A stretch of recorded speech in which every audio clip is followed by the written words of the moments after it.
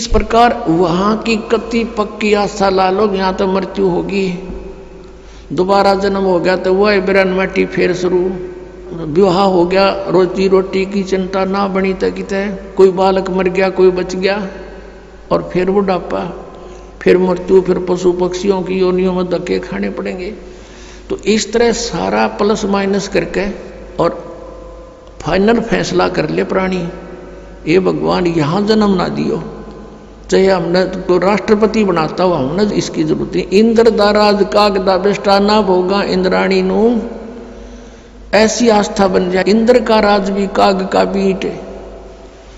यहाँ किसी भी पद पोस्ट की इच्छा मत करना। ठीक है कोई सर्विस कर रहा है वो तो अलग बात है, प्रमोशन हुआ तो हुआ, नहीं तो इस बात की आशा नहीं करे कि मैं बहुत बड़ा अधिकारी बनूं, जब व्यापार पड़े जहाँ रखे भगवान उसी तरह रहे, और अलग से किसी भी पद की ट्राई नहीं करे, किसी सरपंच की, मेंबर की, एमएलए एमपी चेयरमैन की, मुख्यमंत्री मंत्री प्रधानमंत्री की, ये आपका सबसे बड़ा शत्रु हो जाएगा। इधर झांके भी नहीं, अपना पीछा छुटवाने की सोचे पुण्यात्मा। इंद्र दा राज काग दा बेष्टा, हम तो यहाँ एक छोटे मोटे क्षेत्र में कोई मंत्री प्रधानमंत्री बन के सोचा पता नहीं के बन गए, और अपने ही पुण्य नाश करने। परमात्मा के स्वर्ग को जो सबसे उत्तम मानते थे, स्वर्ग को, उस स्वर्ग का राजा, वो राज की पदवी भी हमारे लिए तो उस सतलोक के सुख की तुलना में काग की बीट है, काग की टट्टी समझो। तो वो कैसा होगा वो लोग, ये समझ लो जैसे हलवे की तुलना में तमाकू कूट रखा हो। अब तमाकू कोई खा सके, कोई गणा निकम्मा खागा तमाकू ने, और हलवा किसी अंदर दे जी सा जा, बुढ़ा भी खा जा बिना दाताड़ा, और वो टेस्ट लगे।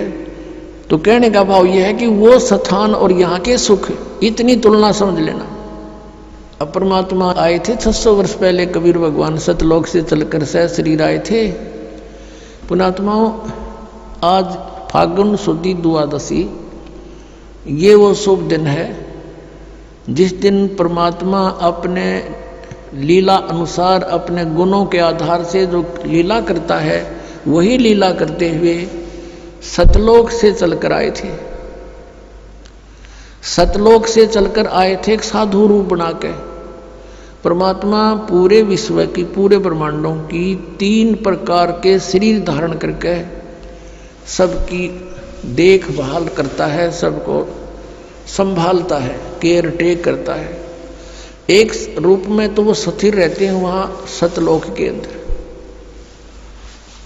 उनका करोड़ सूर्य मिला दे, करोड़ चंद्रमा इतना एक रोमकूप की शोभा है, सह शरीर है, मनुष्य दृश्य है, नर आकार है।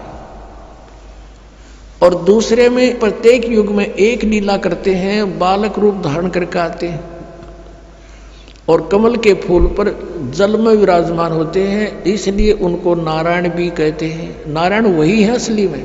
नार माने जल, आयन माने विश्राम करने वाला, जल के ऊपर आके अवतरित होने वाले को नारायण कहते हैं।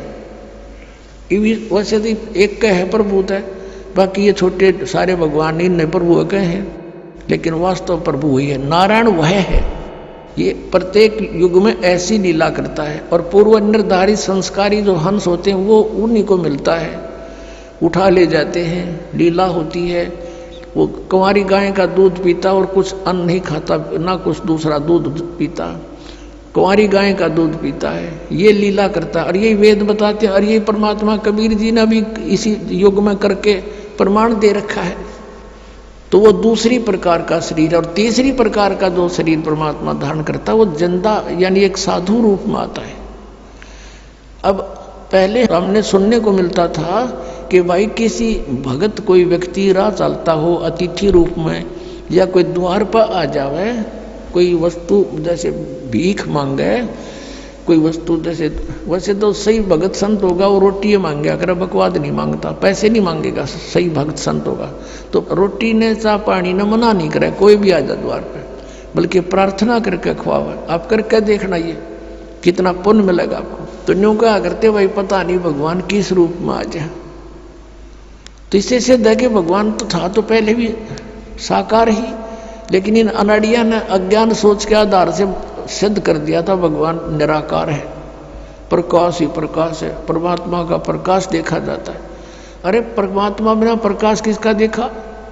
सूर्य है नहीं, सूर्य का प्रकाश देखा, सूर्य बिना प्रकाश कैसा हुआ? तो हम कति बालक थे, ये ऋषि में ऋषि भी कति बालक थे, कह का पता नहीं था इनको अध्यात्म मार्ग का, सत्कर्म मान लियो पुण्यात्माओं। अब हमने जो परमात्मा को पाने के लिए जो विधि अपनानी है, वो परमात्मा तीसरी टाइप का जो शरीर बनाता है वो साधु संत का बनाता है। जिन भी महापुरुषों को मिला ऐसे ही मिले हैं। आदरणीय धर्मदास साहिब जी को मिले, जिंदा महात्मा का रूप बनाकर परमात्मा मथुरा में पहुंच गए, और मथुरा में ये लोकवेद के आधार से वो पुण्यात्मा मोक्ष के लिए उस जोड़ में नहाने जा रहा था, जिसमें कहते हैं यहाँ कृष्ण जी नहाया करते थे, स्नान करते थे, इस ब्रज की रज को, रज पे उसके चरण टिके हैं, माथे का लाओ, ये पेट भर ऐसे बहका रहे हैं। अगर वो स्थान ही मोक्ष का होता तो श्री कृष्ण जी क्यों छोड़ कर जाते? वो द्वारका में जाकर रहने लगे, वह तो द्वारका गए उसको छोड़ के, वो अच्छा था इसलिए वहां छोड़ गए क्योंकि रोज लड़ाई रहा करती, कदे जरा सिंगारा लठ लेकर, कदे काल्यवन आ गया सेना लेकर। तो उस भगवान ने सोचा अपना इन मूर्खा के ला क्यों मूर्ख होया और कितना न मारूं, ये तो सबकी बुद्धि भ्रष्ट हो रही है। तो एकांत में जाकर कहते राड से बाढ़ अच्छी, वहां जाकर रहने लग गए थे। द्वारका में कोई समुद्र में टापू ढूंढा, कोई नहीं आओगा तो अपनी सेना ने एक स्थान पर खड़ा कर देंगे। उसका एक रास्ता था, एक द्वार था, इसलिए द्वार ईका कहते हैं उसको। तो मथुरा में गए हुए थे, वहां भगवान मिले जिंदा महात्मा के रूप में। जिंदा महात्मा होता मुसलमानों के अंदर, एक काला सा ओवर कोट पहनता, घुटनों से नीचे तक का एक कच्छा और एक टोप, ऐसी वेशभूषा वाले को जिंद महात्मा कहते, जिंदा। और इसी रूप में गरीबदास साहिब जी को मिले थे। आज के दिन खेतों में गऊ चरा रहे थे गरीबदास साहिब जी, 10 वर्ष के बालक थे, साथ में और भी कई बूढ़े, कई बुजुर्ग थे, कई अच्छी आयु के थे, कुछ जवान थे। ये सबसे छोटी उम्र के गरीबदास जी थे, 10 वर्ष के। और आदरणीय गरीबदास साहिब जी ये किसान परिवार में जाट जाति से थे, और वहाँ छुडानी में इनके नानके थे। इनके कोई मामा नहीं था गरीबदास जी के, जिस कारण से इनके पिताजी को वहाँ घर जमाई रखा गया था। ये मूल गांव इनका करौथा गांव है, रोहतक जिला में, जहाँ अपना आश्रम है। तो वहाँ ये वहीं जन्म हुआ था इनका। 10-12 वर्ष वहाँ रहते हुए हो गए थे इनके माता पिता को। तो वहाँ इनके जमीन बहुत थी, इनके नाना जी के लगभग 1400 एकड़ जमीन थी, 1400 किले। तो उसमें ज़्यादातर चरागाह बनाते थे, गौवें रखते थे, वही गौधन ही पाला करते थे। अपना गरीबदास जी भी उनके पाली जाते थे, गवाले और भी कुछ नौकर रखे हुए थे। कुछ वैसे गांव के अन्य व्यक्ति भी अपने गौओं को उन्हीं के खेतों में चराया करते थे। ऐसे कुल मिलाकर 10-20 पाली थे, गवाले थे। तो वहाँ परमात्मा सतलोक से चलकर आए साधु रूप बनाकर दिन के 10 बजे के आसपास। उसमें सभी एक जांडी के पेड़ के नीचे बैठ के खाना खा रहे थे पाली गवाले। परमात्मा आए, सतलोक से उतरे, उन्होंने देखा उस समय वो पैदल चले आ रहे थे। उन्होंने सोचा कोई राह चलता राहगीर है, यात्री है और महात्मा है। उन्होंने सब ने कहा कि महाराज आ जाओ, भोजन पालो। जिस डंडी के पेड़ के नीचे वो भोजन खा रहे थे उसके साथ से रास्ता जा रहा था कबलाना गांव से छुडानी को, वहां बैठी थी। उन्होंने कहा आओ महाराज भोजन पाओ। परमात्मा ने कहा भोजन तो भाई मैं खा के आया हूं अपने गांव से। आपका गांव कहाँ है? कि सतलोक है, और यहां से 16 शंख कोस की दूरी पर है। उनने सुना 16 कोस दूर होगा कोई सतलोक होगा। अब उन पालियों ने सोचा ले होगा भाई कोई सतलोक की पृथ्वी पर। उसमें ऐसा यातायात था कोई ना, कन्वेंस थी नहीं, 10 कोस मीन 16 किलोमीटर 17 किलोमीटर दूरी पर भी एक दूसरे को बहुत कम जानते थे। तो उन्होंने कहा पालियों ने कि महाराज हम अतिथि को कुछ जलपान किए बिना जान नहीं दिया करे, दूध तो पीना पड़ेगा अपने। परमात्मा बोले भाई दूध पिलाओ हो तो कुंवारी गाय का पिया करूं मैं। फिर वो कहने लगे बाबा जी तेरी दूध पीने की नीत को ना, मजाक ना करो, देख लो भाई पिलाओ दूध, मैं तो कुंवारी गाय का दूध पिया करूं। तब गरीबदास जी 10 वर्ष के बालक खड़े हुए और उनकी एक प्रिय बछिया थी, उसको लाए पकड़ के गले की रस्सी से पकड़ के कहने लगे देखियो महाराज जी इसका बच्चा तो है नहीं, दूध कैसे देगी, जैसे बच्चा व्यवहार करा करता है।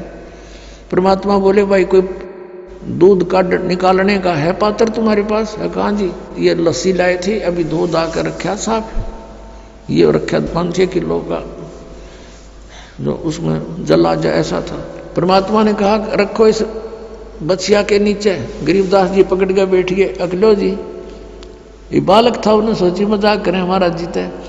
परमात्मा ने कमर पर थपथपकी लगा दी, इसके आशीर्वाद मेरा हाथ रख दिया बछिया के, लंबे लंबे स्वतन हो गए और अपने आप दूध की धार बहगी, पात्र भरते ही बंद हो गया। बोलो सतगुरुदेव।